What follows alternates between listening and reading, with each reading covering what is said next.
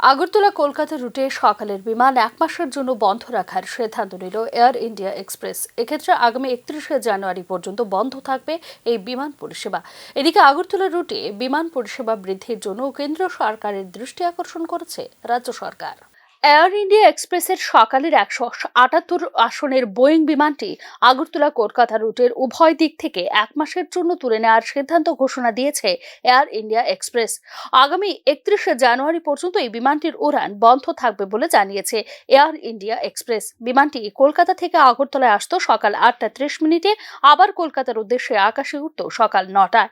Technical সমস্যার কারণ দেখিয়ে পুরো জানুয়ারি মাসের জন্য বিমানটির উড়ান বন্ধ রাখার সিদ্ধান্ত নিয়েছে এয়ার ইন্ডিয়া এক্সপ্রেস কর্তৃপক্ষ। এদিকে আগরতলা রুটে বিমান পরিষেবা বৃদ্ধির জন্য ইতিমধ্যে কেন্দ্রীয় সরকারের দৃষ্টি আকর্ষণ করেছে রাজ্য সরকার।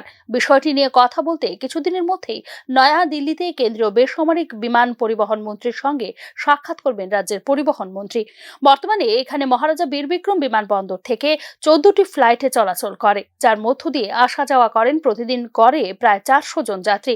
এক্ষেত্রে বেঙ্গালুরু, হায়দ্রাবাদ, মুম্বাই এবং দিল্লি সহ সমস্ত গুরুত্বপূর্ণ গন্তব্যগুলির সাথে সরাসরি বিমান পরিষেবার দাবি জানানো হয়েছে রাজ্য সরকারের পক্ষ থেকে।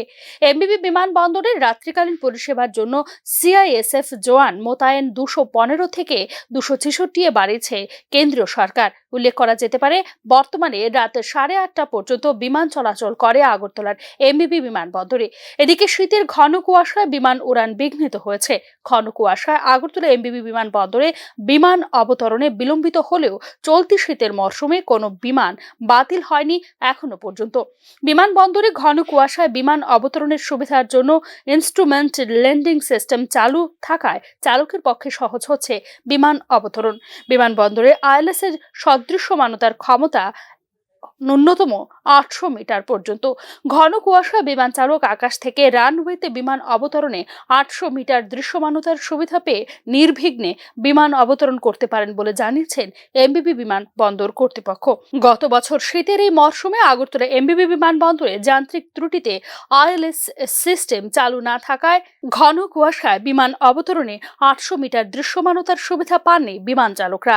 এবার আইএলএস সিস্টেম চালু থাকায় ঘন কুয়াশার মধ্যে বিমান অবতরণ হচ্ছে বলে জানিয়েছে এমবিবি বিমানবন্দর কর্তৃপক্ষ। Bureau report, news now.